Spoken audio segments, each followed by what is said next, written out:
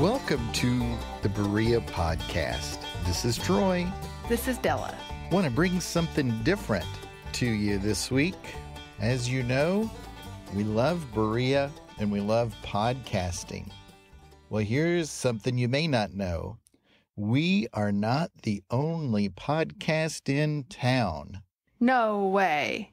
On this episode of the Berea Podcast, we are going to play for you an episode from the True CrimeCast. That's true crime, and then the word cast, and then crime and cast is together as one word. So True CrimeCast.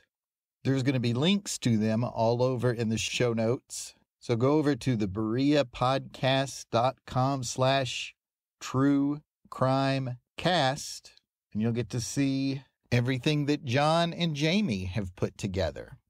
Their show, in essence, is about true crimes, everything from the gritty lily lid killings to the episode that we're going to share with you tonight that's simply about a historical crime that's true from the early 70s. They share the facts about the case, leading theories, and then their own opinions about what they've researched. So we're going to sit back and hit play on this True CrimeCast episode and let it go ahead and just take you out. So enjoy this episode. We'll talk to you next week. Bye.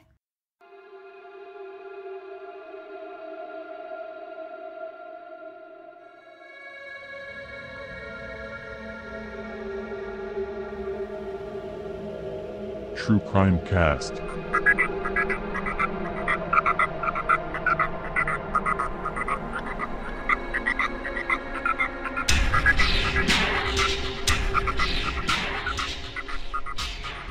Hello everybody and welcome back to True CrimeCast. I'm Jamie, here with John, and we're glad to have you here with us.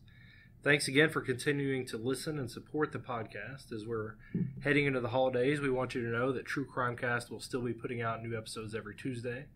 Even the day after Christmas, you can expect some special content with a special guest there. Speaking of Christmas, John, are you going to be flying anywhere for the holidays? Jamie, I hadn't planned on it, but let me tell you, after today's episode, it may be in the books because we have a doozy of a show for you today. I'm really excited about today's show because this is the first one that we have covered where nobody was murdered. And I don't know how much our listeners actually listen to true crime, but if you spend most of your free time reading about, listening to, or watching documentaries of murder, it's kind of a downer. Right, so I would consider this one of our most family-friendly episodes, so gather up the family, join us for the next hour. Jamie, why don't you get us rolling tonight? Very good. Today we are covering the mystery of D.B. Cooper. In case you're not familiar with the case, here is a rundown of who D.B. Cooper was. On November 24th, 1971, which I'm sure if you were alive at that time, you remember, that was Thanksgiving Day. In a plane in Portland, Oregon, there were 36 people that boarded the plane, and one person that boarded the plane signed the name Dan Cooper before going on board. Dan was wearing a full suit and tie, which at the time people did dress up a little bit more to travel. It was a bigger deal, but he was pointed out as looking a little more pristine than the other passengers. Had a briefcase, had some sunglasses, and of course, if you flew any time before the 90s, you know that everybody on airplanes chain smoked, and he definitely did some of that. He boarded flight 305 to Seattle on Northwest Orient Airlines. He went and sat down in a seat, and he handed a note to one of the flight attendants. Of course, flight attendants at the time were primarily female.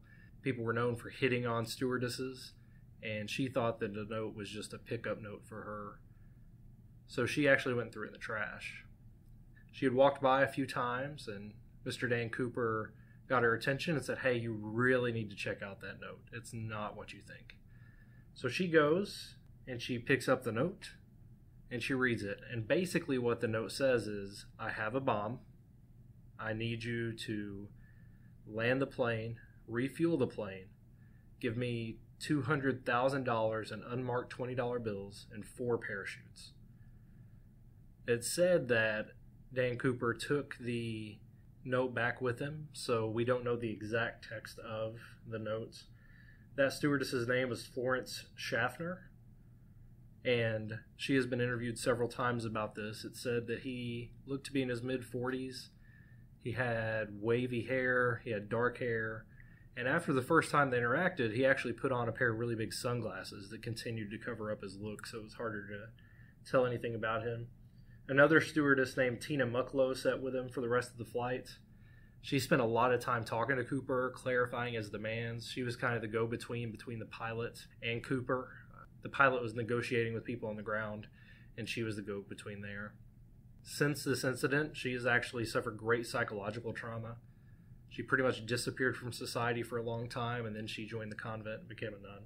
The passengers on the flight were being told that there were mechanical issues and that they were just circling their landing spot in Seattle to try to prepare for fixing the plane. They were never told that they were in any kind of hijacking situation. And they circled Seattle for a while they were negotiating exactly what was going to happen. He wanted them to land, refuel, and fly straight to Mexico City, whereas they would have had to stop and refuel along the way, so they came to an agreement where they would land in Reno, Nevada. There was also discussion and negotiations about how low they would fly. He wanted to spend the entire flight at 10,000 feet. They said that they were just unable to do that. That was far too low, so they came to an agreement that they would fly for 2,000 feet during a certain section of the flight. So they landed, they refueled, they took the passengers off. They brought the big sacks of money, $20 bills, up onto the plane. They took back off toward Reno, and right around the Washington and Oregon border, Dan Cooper jumped off the plane with 2 of the parachutes. Now, 2 of the parachutes were primary chutes. One was kind of like for skydivers. It was easy to steer, and it was very maneuverable. The other was more of a military style. You could steer it, but it wasn't very easy to manage.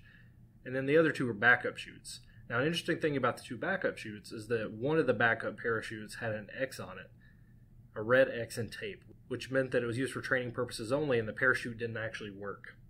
And that actually is one of the ones he took with him. He took the military primary chute and the dummy backup chute with him, and he jumped out of the plane. It was one of the planes back in the 70s where you actually walked out onto the tarmac and you entered through stairs on the back side of the plane. So flying at 10,000 feet, he lowered the stairs and jumped out. It's important to note that the weather was really bad that night. It was less than 30 degrees, and there was a storm, and it was very windy. So he was jumping into some pretty unfavorable conditions. The plane lands in Reno. It's surrounded by police officers and FBI agents. The only evidence that they found were partial fingerprints throughout the plane, around his seat. He had left his tie that he was wearing on the plane. He didn't jump with a tie on. And they found 3 different DNA pieces on that. And then the drawings from the people on board, which it's interesting that they got a lot of the drawing pieces from the flight attendants. And the passengers themselves didn't talk as much. They were never informed anything was going on. But when you think about it, John, don't you think their view would be more reliable? A lot of what throws people off sometimes is their adrenaline. And as far as the passengers were concerned, there was nothing going on. Right. You would think that if people were being a little observant, they would have been able to give a pretty good description to the authorities after the plane landed. You know, they were not in distress. It was a casual thing for them. I'm sure they were, a little annoyed that their flight is being diverted and delayed their Thanksgiving plans, but they should have been able to give a pretty good description of this man to authorities. As far as they knew, they weren't having a traumatic experience, so their view should not have been shaped by that. You would think they'd be able to be more objective. I'll get back to that in a little bit. So that was November 24th of 1971. There are some other things that happened shortly thereafter, but the gist is that we still do not know definitively who Dan Cooper was.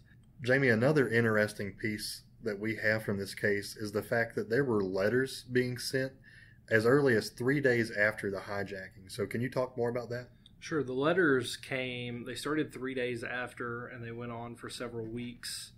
And they were all sent to media outlets on the West Coast. They were all supposedly from D.B. Cooper. 3 of the 4 were written kind of Zodiac style. They were cut out of magazines and put on paper, claiming to be D.B. Cooper, talking about the fact that he will never be caught. It seems that his motivation may have been a grudge instead of just greed of getting the money, and that comes out in some of the letters. What's interesting is that they were spread along the West Coast, and they were all within a few weeks of each other. A couple of them were around Portland. There was one from Canada. They all reference local events happening in the different areas from which they're postmarked. Now, do I give these any credence as to being real? They were all signed D.B. Cooper. Again, maybe the real person that hijacked the plane became attached to that moniker once the media released it. He had originally signed Dan Cooper when he went on the plane. I do find it interesting that even before he became this celebrity, that people would have already been writing these letters in so early. So I think the first one at least was probably really him. But after that, I think it may get a little shaky after those letters began to be published. There was actually a fifth letter that was sent to the FBI. It was recently recovered in an ongoing investigation we'll get out later. In that letter, it talks about getting back at the government, and that's the purpose of the hijacking. It also goes in detail on the fact that there were no fingerprints left, and that the skyjacker was very careful not to do that. He also says that he wore makeup and putty on his face in order to be unrecognizable when sketches were made of him. So it seems like this guy did have some experience in disguise, or at least whoever wrote this letter wanted it to seem that way. Again, do you give any credence to the letters? I don't know. I mean, not to just totally negate everything you just said, but I would tend to write these off as more of a people trying to get attention. Perhaps these are copycat people who want to make some kind of attention or make waves for themselves. So it's possible, I guess, that this man would write these letters as a way to get more of his story out there. But at the same time, why would you want the chance of putting more evidence against you out there when it seems like you could have gotten away with this? So I tend to think more of this as people out in the community just trying to get a rise out of people. Especially if there's a 50-50 shot you're dead. Why are you going to put out there that you're alive? I don't get it. Right. It seems like you'd want to throw people away from you instead of drawing them closer in. Now, I mentioned that we're talking about D.B. Cooper today. Shortly after this flight, there was one of the primary media members in the area that misread the memo and announced on the news that they were looking for D.B. Cooper instead of Dan Cooper. For whatever reason, D.B. Cooper stuck, and that's been the moniker ever since. That's what the FBI uses. That's what all media uses. He signed Dan Cooper, but the legend of this guy is D.B. Cooper. So for years, there's no real movement on this case.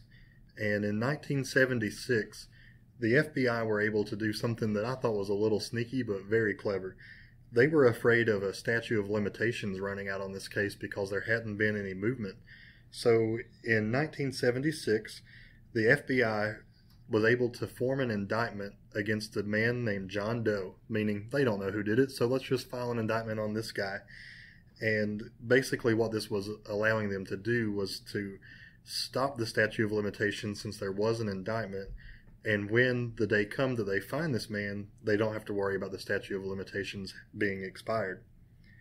Now in 1980, in the month of February, many think that we get a break in this case when an 8-year-old boy named Brian Ingram is walking around in the woods in Vancouver, Washington, and he finds $5,800 lying on the banks of a river, the Columbia River. And the interesting part about this is that the FBI get in contact and get this money, and they notice that the serial numbers that the boy finds are a match to some of the money that was given to D.B. Cooper. To date, this is the only money in existence that we have that has matching serial numbers to the money given to Mr. Cooper. Now, there have been many people over the years who have tried to take credit for this crime. However, there has not, as Jamie said, there has not been an arrest made. We still do not know who Dan Cooper really is. But if you think about it, Jamie, there's really only two options that we have for this case. One option is that he made the jump, he landed it, and he's hidden out for years. The other possibility, which is he jumped out of the plane in some pretty extreme weather, and he did not make it. Now, Jamie, you probably know this case better than I do, but they would have done an exhaustive search in the area where this guy jumped out. They would have been looking for parachutes in trees. They would have been looking for remains on the ground. Nothing's ever found. Right. you would think that they would find something. I know it's a broad area, but if you're doing flyovers, you would have to think that you're going to be able to see whether the parachute was caught in a tree or that there was a body on the ground. Now, given the elements were bad, I guess over time, animals could have gotten to him if he was out in the wilderness, and we know that they can take care of a body pretty easily. If he landed in a body of water, which I think was what many presumed once they found the money on the bank of the river, was that if he's underwater, perhaps he got stuck under there or he got buried under some sludge and they were unable to recover the body that way. But still, you would think that there would be something. There would be a piece of the parachute that he got caught on. There would be something floating in the water around there that would give them a clue as to where he landed. But here we are, almost 50 years later, and nothing. So several people believe that D.B. Cooper did not make this jump and that he died in the jump. The weather that night would have been awful for jumping out of a plane. It's reported that it was raining. It was freezing cold temperatures. They said that in the air it would have been in the 20s.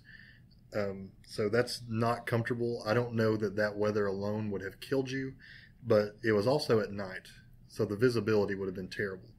Another factor that comes into play is just the speed and the altitude of the plane.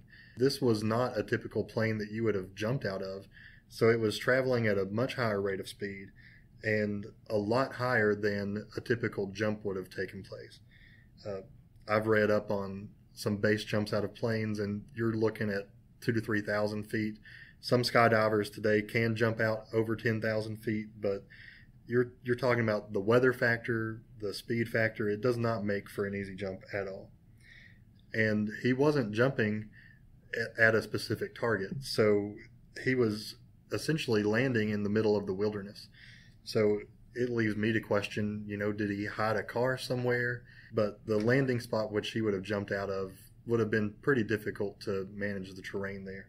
And like Jamie said earlier, the parachute that he chose was not the parachute that most people would have chosen. The one that he chose was really hard to navigate, to negotiate turns, and you would have had to have your best parachute for that night in order to nail this landing. But I say all that, and at the same time, there's been no physical evidence found to suggest that he didn't make the jump. So there are lots of people that come out of this story as potential suspects. Jamie, why don't you start us off with some of those? Yeah, there have been many people that have been investigated over the years, and you have to think that they're looking for a profile, right? They're looking for somebody with jumping experience, somebody with survival experience, looking at a lot of military guys, paratroopers, Green Berets. They look at some folks that are just really invested in skydiving, and maybe that's an extreme hobby of theirs. Another piece is motive. $200,000 probably was a lot of money back then, but you would think that you would ask for more. Am I wrong on that?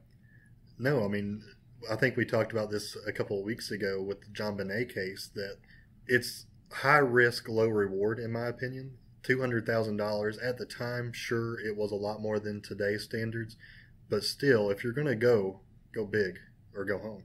That's a good point.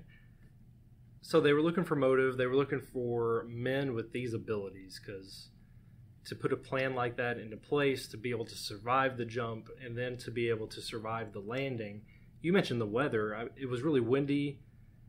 You get a parachute, you would think that could blow you miles off course. If you think you're going to land somewhere and you think you have a plan to escape, what if it blows you 50 miles in the wrong direction? I think that's not something to be unreasonable in a storm from 10,000 feet. So they're looking for a guy with a particular set of skills like Liam Neeson in Taken, and they do find a lot of people that are involved. Now, you can find probably 20 to 30 suspects that one person or another online will believe this person was D.B. Cooper.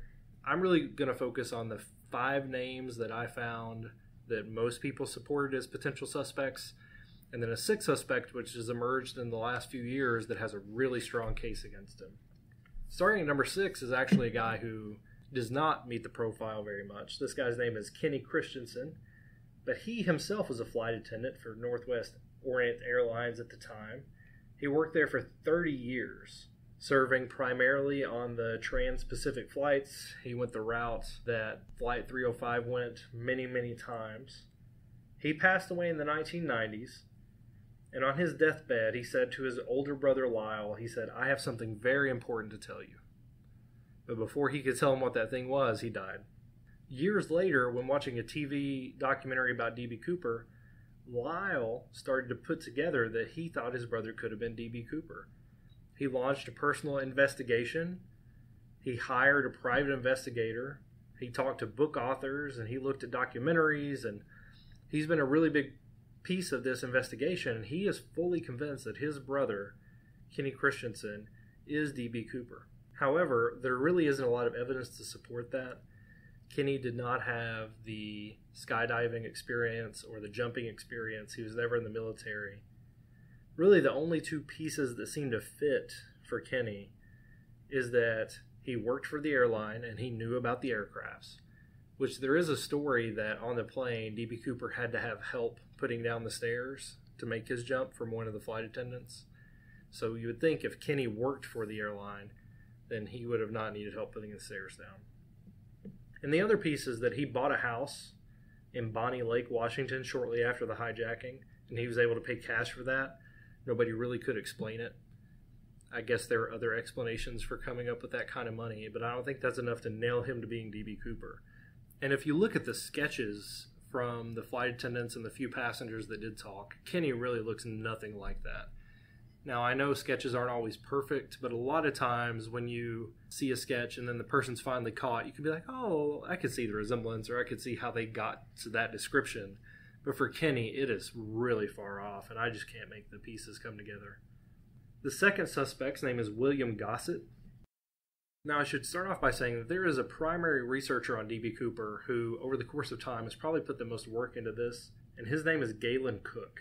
Galen Cook himself has become convinced that Gossett is D.B. Cooper. Gossett died in 2003, but he does have the background necessary to fit this profile. He was in the military. He was 41 years old at the time of the hijacking. He was a smoker. He spoke with no discernible accent. And he, like I said, was in the Marine Force Fleet and was a paratrooper for them. As far as other evidence about the time of the hijacking, his son remembers him taking a trip to Vancouver a couple years after the hijacking, and some could speculate that he was going there to hide the money or to move the money or something like that. He told his sons very often that he was D.B. Cooper, and I think that's primarily why they are looking for reasons that it should be him. But at the end of the day, the biggest thing that's convinced Galen Cook is that in 1988, William Gossett changed his name to Wolfgang and became a priest. To Cook, that makes him think that Gossett is trying to go into hiding to change his identity. To me, this is 17 years after the hijacking took place, and it's probably too late to change your identity. So I'm not sure I buy into that. Again, all of these suspects we're going to go through, they have characteristics or they have something against them. But for most of them, there's also really strong evidence that it couldn't be them. So, John, why don't you go to the next suspect on the list? All right, Jamie. So the next one is Sheridan Peterson, also known as Dan to some of his associates, which, that's pretty interesting in and of itself. He lives in Northern California, and he had been a smoke jumper during the 1950s. Now, he was a founding member of the Boeing Employees Skydiving Club, where he worked as a technical editor during the 1960s. Now, in this position, it is believed that Dan gained vital knowledge about the capabilities of the 727 as a skydiving platform. Also at this time, he was parachuting during Boeing promotional exercises while he was wearing a business suit and a 50-pound sack of white flour strapped between his legs, which would come out during his jump. So, that just sounds and matches perfectly to the Dan Cooper MO that we see from this story. So he also definitely had the skills necessary to do this jump. Dan also displayed the physical characteristics of Cooper. He was tall and trim, and by most accounts, he carried a grudge. He was in Vietnam, and he was asked to leave Vietnam because his ambassador at the time noticed how he was advocating for the Vietnamese villagers that were under his care as a refugee advisor. In addition, Dan had a crazy alibi for this night. He was asked about where he was, and he replied that he was raising 2 small children in a mud hut in Nepal and writing his accounts of American atrocities in Vietnam when Cooper hijacked Flight 305. Jamie, we've talked a lot about alibis in our short time of doing this podcast. Has to be one of the craziest ones I've ever heard. I mean, did we try to track down these Nepalese children that were living in the hut to ask him where he was? That's crazy. I mean, this would have to be verified by the FBI. He's been investigated twice in this whole time, but there's never been any physical evidence linking him back to the D.B. Cooper. There was recently a D.B. Cooper special aired on the History Channel. That was in 2016. Sheridan is still alive, so he was interviewed about his experience being investigated and how that impacted his life. So I encourage you to go and watch that documentary. There's actually a clip of just his interview on YouTube if you're interested in that. But again, I'm not sold on him. He's probably the strongest of the 3 we've talked about so far, but I would not put my money there. The next suspect is one of the more interesting to me. Just 1 year later, in 1972, there was a guy that hijacked another plane. His name was Roy McCoy. He boarded a plane with a hand grenade and a handgun. He requested $500,000 and 4 parachutes. Seems very similar to the MO of D.B. Cooper. He made and survived the jump, but he was arrested shortly after and charged with the crime, and he was actually convicted with skyjacking that plane, which I didn't know skyjacking was a word before looking into this case. So it is. While in prison, he decided to escape, and during his escape, he had a standoff with FBI agents where he was shot and killed. Many believe that he was D.B. Cooper. He was a Vietnam veteran. He was a former Green Beret, and he was an avid skydiver. He was studying at BYU at the time, Brigham Young University. Some people believe that the FBI was embarrassed by their investigation of D.B. Cooper, and that comes in when we're talking about Roy McCoy and another suspect we'll get out later. But some think that he was set up to be killed by the FBI after his escape, and that was just to hush him up about D.B. Cooper because they want people to think that he did die when he jumped out of the plane, and they haven't completely botched this entire investigation. There was a book released several years ago called The Real McCoy, which made a really strong case for McCoy being D.B. Cooper. I mean, you look at it, it's the same MO. He demanded money, he demanded parachutes, and he jumped off the plane. It just happened a year later. Now, it's said that in the D.B. Cooper skyjacking that he was very polite. He seemed very calm and cool. He actually tried to tip the flight attendants in his 20s before he jumped off the plane, although I heard they didn't take it. But it said that McCoy was really agitated. He was very aggressive. He was very threatening. Now, I guess you could argue that Cooper lost his money on the first jump and he was mad that he had to go back and get more money. You could say that he just changed in that year, or that it became something that he just kept doing. Some things going against McCoy is that, for one, he was very young at the time of the Cooper skyjacking. He was 29 years old at the time. He had a very strong alibi. His family swears that he was with them that day on Thanksgiving in 1971, so that he could not have been a part of that skyjacking. His family was in Las Vegas. And he left fingerprints on the plane that he skyjacked, which is something that D.B. Cooper, again, they found some partials, but those really could have been from anybody. It seemed that he was very careful in not leaving fingerprints, and McCoy left a ton of them. And McCoy's fingerprints have not matched those that we believe may have come from D.B. Cooper in the first skyjacking. So he's definitely an interesting one. He has the skill set necessary to do it. He completed the same task a year later, but his attitude is very different. The fact that he didn't get away with it is obviously very different. And if you look at sketches, it really doesn't match completely. He's not as far off as Kenny Christensen is, but there is some strong evidence that Roy McCoy was not D.B. Cooper. Our next suspect is Dwayne Weber. Jamie, I'm excited to talk about Dwayne because you have some special content from a guest that you'll share here in just a minute. But this one is pretty interesting. Dwayne Weber is hospitalized in Florida with kidney disease. Now, his wife is by his side as he's pretty sick and is preparing to die. So Dwayne motions for his wife of 17 years to come over because he wanted to share something with her. According to his wife, he said, "I have a secret to tell you."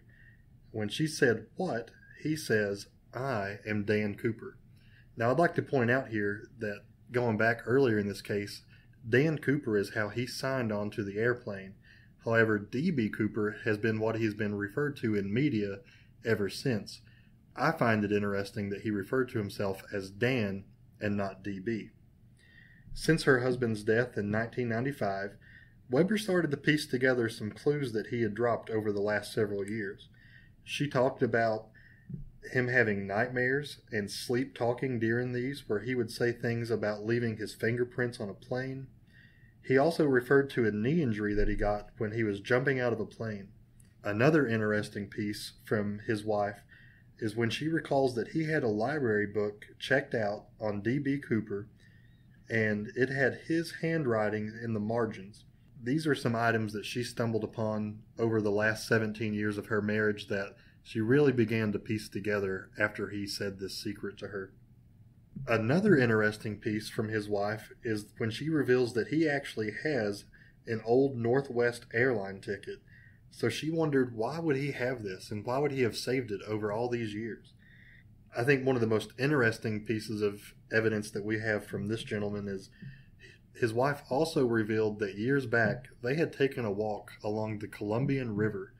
And so after he says this secret and he's passed, she's now recalling this walk that she took, and she thinks that he may have taken her to the place where he landed and found the money. Unfortunately, though, when we talk about physical evidence, he was ruled out because of the DNA evidence found from the tie. So, Jamie, why do we have this tie? When he jumped out of the plane, he chose not to take that with him, and that's the one piece that he left. He left the 2 parachutes that he didn't use, and he left his tie. Now, the tie, there were 3 different DNA profiles found on that. All 3 were white males. There were also a lot of chemicals found on the tie, as if that person had been in or worked in a chemical plant. Now, the DNA from the tie was very partial, so they can't use it to identify someone. All they can do is use it to rule people out. And I know that D.B. Cooper wasn't thinking about DNA at the time because that wasn't something that we looked for or really knew how to track in 1971. But I also think it's very possible that ruling him out by DNA could have been a mistake. I think the DNA could have come from other people. I'm sure there were others that handled the tie before they got it back to be analyzed, especially by the time we got to where we could analyze it for DNA. So I don't buy that 100% that he's been ruled out because of it, and that seems to be the only evidence against him at this time. So, Jamie, you were able to reach out to somebody pretty famous in regards to this case. Why don't you talk about what you found? Yeah, I actually was able to talk to perhaps the most famous fictional D.B. Cooper, and that is Charles Westmoreland himself, Muse Watson. If you ever watched the show Prison Break, there was a character that in the show was rumored to be D.B. Cooper, and there's a lot of questions whether he even was in the show. His name is Charles Westmoreland, played by Muse Watson. Muse Watson's almost famous for being the killer in the I Know What You Did Last Summer series. He was Mike Franks on NCIS, and he was Charles Westmoreland on Prison Break. He actually lives near us, and we just happen to be Facebook friends, so I shot him a message to see what he thought about D.B. Cooper. You know, he had to do a lot of research to prepare for this role and to try to figure out, he told me that he was trying to figure out whether he was going to play DB as DB or whether he was going to try to play somebody pretending to be DB Cooper. And the more he read about him, the more he really liked the depth of the character. So he played Charles Westmoreland as if he were DB Cooper. Said he felt close to him when he heard the story that he had tipped the flight attendants $1,000 each. He says, that's my kind of man. I'm reading these quotes that he sent to me. He was unavailable for an audio interview, but he did give me some quotes that we could use. When I asked him if he thought D.B. Cooper died or he made the jump, he said, I do believe he made it. There would be more evidence if he hadn't, which we talked about earlier, John. I believe the woman in Florida who says her new husband in retirement told her on his deathbed that he was D.B. Cooper, and that person is Dwayne Weaver. So if you ask Muse Watson, who's done a lot of research on his own, and actually I asked him if he's D.B. Cooper, and he refused to deny it, so we could go into that later if we wanted to. But he thinks that Dwayne Weaver is one of the more viable candidates, and if he were to guess, it would be him. I just thought it was cool to be able to talk to him about it. I've spent a couple weeks looking into this case. He spent years researching and pretending to be him, so it was cool to get his angle on it and to get somebody else's perspective, somebody who knew more about it than I did. Yeah, so Muse, if you're listening to us, we truly appreciate your help when we reached out to you, and it doesn't go unnoticed. I would say those are the top 5 candidates to be D.B. Cooper historically, but there's been one that's emerged. I say emerged. He was actually investigated in the late 70s as D.B. Cooper, but that never really stuck. In 2011, there was a man named Tom Colbert who was charged with serving as a private investigator. Mr. Colbert has been a TV producer. He's also been a law enforcement trainer, so he's been asked to investigate this as a journalist and to utilize his law enforcement connections and abilities to try to get to the bottom of this case. There are over 40 people on his cold case team.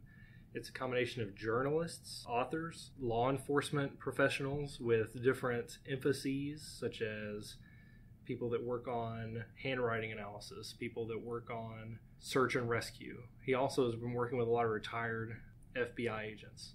And he really started this investigation just trying to get to the truth. And since 2015, it has really narrowed on one man. And that one man is Robert Rickshaw. Now, Rickshaw was a Green Beret. He was a paratrooper. He was also a pilot of both helicopters and airplanes.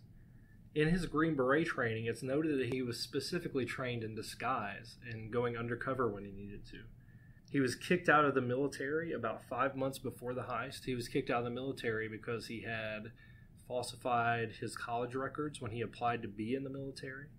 Colbert also found that both before entering the military and after leaving the military, it seems that Rickshaw has had a number of false identities. He has become known as somewhat of a con artist. Shortly after he was kicked out of the military, there was a man named Norman D. Winters that showed up in a small town in Washington. Norman D. Winters showed up in town. He started asking people a lot of questions. He pretended to be someone from Switzerland that was just trying to get to know the area. He became well beloved by everyone around. The media covered his presence quite a bit, so we have some pictures and sketches of Norman D. Winter in that area. Mr. Colbert also found out that in the training facility where Rickshaw trained to be a pilot, the lead instructor at that academy's name was Winters, and that he had served in Normandy, and his nickname at that facility was Normandy Winters. So Rickshaw was kicked out of the military. 1 month later, Normandy Winters shows up in Washington. As soon as Normandy Winters disappears, D.B. Cooper hijacks the plane, and once D.B. Cooper disappears, Robert Rickshaw is back with his family in Portland. I should also note that Normandy Winters looks exactly like Robert Rickshaw, whose picture also is very similar to the sketches brought by the plane. Another connection comes with the money that was found on the Columbia River. One of Rickshaw's associates had actually claimed to be Cooper for quite some time to the people who worked for him, and he worked for him in running drugs. That was right in the height of the growth of the cocaine industry on the West Coast. He had tried to convince people that he was Cooper over time. Again, that's one of Rickshaw's associates. And the day before Brian Ingram found the money on the Columbia River on the area known as Tina Bar, Dick Briggs, who was Rickshaw's associate, told those people, he said, "I'm going to prove to you I'm D.B. Cooper. Tomorrow, those people standing over there right now," which was Brian Ingram and his family, "are going to find some money that's going to be linked to D.B. Cooper." And the very next day, of course, they found it. Now, some believe that they were paid to find the money by the drug runners or by Rickshaw, while others believe that they just planted it there and they happened to find it. Regardless, someone very closely associated with Rickshaw, and Dick Briggs was quickly ruled out for a number of reasons as being D.B. Cooper. He could not have done it, but he very well may have known that Rickshaw had done it, and it helped him to cover it up. There's witness testimony for Rickshaw claiming to family and friends that he's D.B. Cooper. Mr. Colbert has actually gotten several interviews with his ex-wife, with his sister, who all claim that everything adds up now, that they have been told that he could be this person based on the timeline of where he was on that night and the way he behaved shortly after. It's said that after the hijacking, he showed up to his family and then he would disappear for a few months and show up and take his kids to Disneyland, disappear for a few months and show up and take his kids somewhere else. So it seemed like he had no shortage of money, but he did stay in hiding in large part. He was arrested in 1979 and accused of murder. At that time, the FBI was really looking at him as being Cooper, but they decided to back off and wait till the murder investigation was over. And he was actually acquitted of those charges and then went into hiding again. And he was never again pursued by the FBI. Colbert also went back to the passengers on the flight, and he met a man who sat right across the aisle from D.B. Cooper named Bill Mitchell. At the time of the hijacking, Bill Mitchell was a student at Ohio State University in Columbus, Ohio. And he said shortly thereafter, the FBI would regularly visit him on campus. But he was in college, and he was doing college stuff, and he did not want to be involved in this investigation, so he usually told the FBI, I don't remember anything, please leave me alone, so the FBI went away. Colbert contacted him, and he said, okay, I can talk. So when they brought Bill Mitchell back in, he was able to readily identify, and he was given, they call it a six-pack. They lay out 6 pictures of people, and they say, was any of these guys the one you saw on the airplane? And he immediately pointed to Robert Rickshaw and said that he had very little doubt that that was him. He was also, to help them before the six-pack was laid out in front of him, he was able to help with the sketch. He added the fact that D.B. Cooper had wavy hair instead of straight, slicked back hair, which seemed to help others identify him once looking at the sketch as well. They found and interviewed a man who seemed to know a lot about an alleged landing party waiting for D.B. Cooper. In his story, there were 2 people waiting with a pickup truck, and there was a third person flying a small airplane in the area. And it said that Cooper, being Rickshaw, if this was Robert Rickshaw, landed about 1,000 feet short of the landing zone they had decided upon, but it was close enough. He got in the pickup truck. They drove him to the airplane. He gave the 2 people in the pickup truck $50,000 to go and bury, as to try to plant evidence. And then he got in a small airplane and flew away. As part of that story, Colbert and his team went to that landing strip where Rickshaw supposedly landed, again as D.B. Cooper, and just in the last year, they have found pieces of plastic and foam that they believe may have come from a parachute. So in all these years, we've had 0 physical evidence, but now, and it's currently in testing, we don't even know the results of those tests, but it seems that they may have found pieces of a parachute that could have been used in the D.B. Cooper skyjacking. Now, if that pans out, and it turns out to be the same type of parachute used in the jump, and they got that location from a story about somebody who claimed to pick up Robert Rickshaw as D.B. Cooper, I don't know how the FBI could not get involved in looking at Rickshaw. John, would that change anything for you, having some kind of physical evidence? Absolutely. With the lack of physical evidence we have in this case so far, I think that would be huge. And there's too many other pieces of evidence that you have talked about. I mean, you would have to seriously look at this guy as your guy. It's convenient that in 2015, Colbert and his team brought up Rickshaw as a primary suspect. In summer of 2016, the FBI closed the investigation pending new physical evidence. Now, Colbert claims that this parachute evidence is legitimate. He claims that he has DNA from Rickshaw that he wants compared to the DNA on the tie. However, assuming Rickshaw or one of these other suspects we've mentioned was actually D.B. Cooper, there are still questions to be answered. I think one of the biggest questions I have, and something that we've talked about off the air, is what happened to this money? So over the last several decades, the only money that we have tied to this case is the money that Brian Ingram found in the woods. So what happened to the rest of it if we assume he survived the jump? And so you and I have talked about how would they physically track any of this money that he may have spent back to him. And you can imagine in the 1970s, that was a pretty difficult task before you. You know, you would have had to comb through all of the money coming in, you know, in this particular part of the country to see if you could tie it back to any individual. It had to be a daunting task, but it has been done before. I'd like to point out the case of the Lindbergh baby, where authorities gave money that was documented. They documented the serial numbers, and it was actually tracked down, and they found a person that they believe committed this crime through the documentation of the bills. So it is possible, however difficult it is, but we have zero money other than the money that Brian Ingram found. So, there's several theories out there of what could have happened to this money. I guess probably the most prevalent is that it was used for potential drug money, or it was laundered in some capacity. What do you think happened to it, Jamie? Yeah, well, I mentioned, especially if Rickshaw's the guy, that he was involved in cocaine smuggling. So there's a chance it could have been sent to South America as part of the drug trade. So I'm sure the FBI didn't, in 1971, have the ability to track every monetary exchange in every country in the world. So it could have been sent down there. Now, in my research, it seems really difficult to actually keep up with tracked money. It seems that there are some banks that will occasionally scan bills for serial numbers and then something might pop up. But I think most of the time the hope is that you'll identify a suspect and then you will find them with the money with the tracked bills on them. And if that doesn't happen, and you mentioned the Lindbergh case, that was even before 1971. So we're not talking about it being just too old to track it. But I guess there is a scenario where it was spent in small increments throughout the country and never tracked.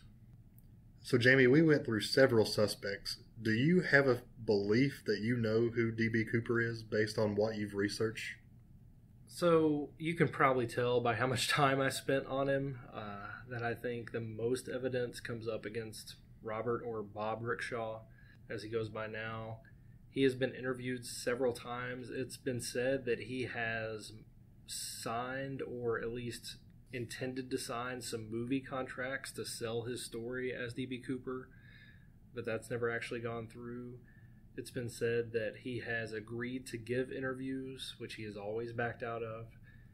You should go to dbcooper.com. That's where Colbert's team posts all of their information. And there are some videos there of them tracking down Rickshaw and asking him in a parking lot questions about being D.B. Cooper.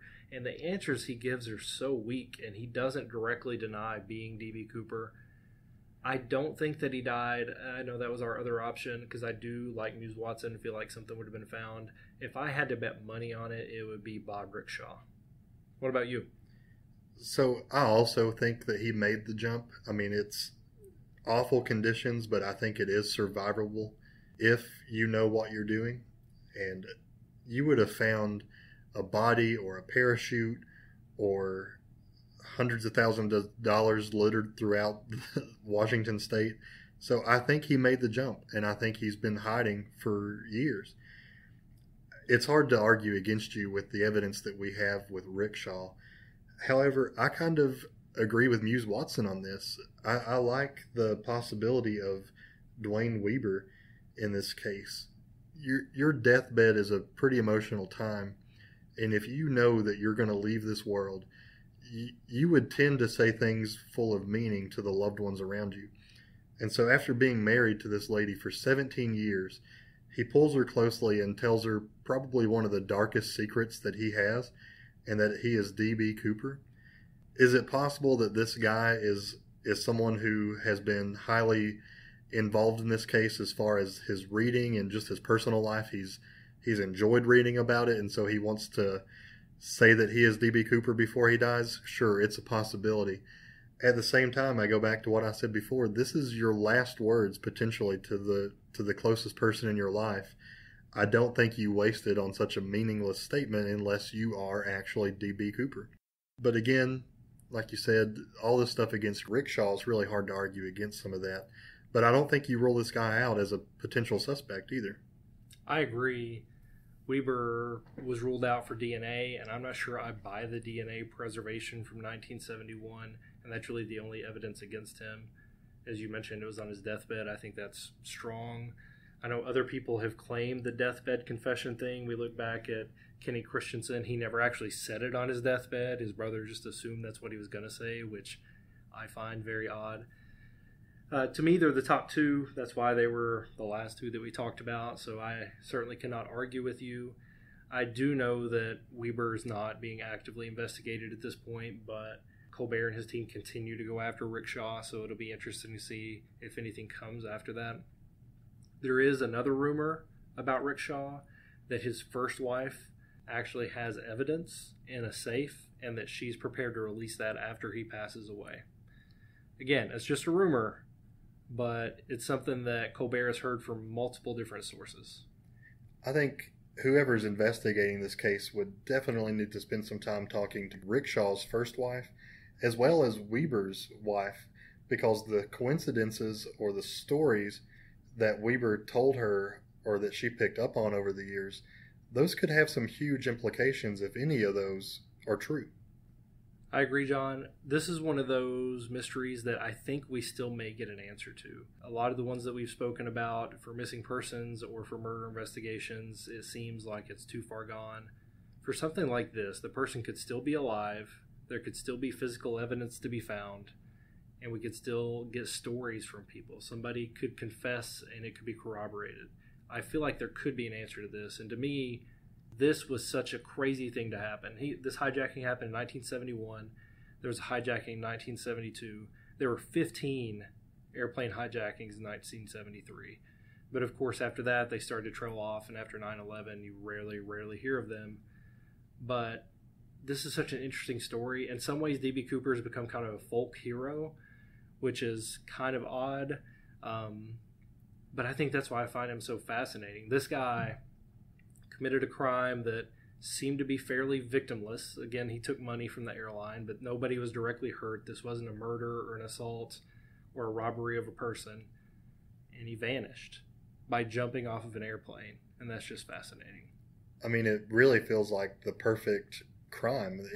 You see this guy dressed up in a suit and tie and looks clean and trimmed. And yeah, you almost can't help but love the guy. And then to top it off, he got away with it, presuming he didn't die. Right, good point. Guys, thanks for tuning in to us this week. We appreciate the downloads again. If you would rate us, that would be so helpful. Give us a rating, whatever you feel is appropriate, preferably 3 through 5 stars. Leave a review. We would love to know what you think. Get at us on social media. John, what are those accounts? So you can like us on Facebook at True CrimeCast. We can be tweeted also at True CrimeCast. Hey, we have a Gmail account, so please send us an email. Let us know if there's any cases you'd like for us to discuss. That is truecrimecast@gmail.com. One more thing before we go. We are super excited about next week's episode. We have a special guest joining us who is a doctor at Eastern Kentucky University, and he is a homeland security expert. It's going to be fascinating to hear Dr. Baggett join us next week, so please tune in. And like Jamie said, please give us a rating or a review on iTunes. We would love to hear from you. Have a great week. See you next time.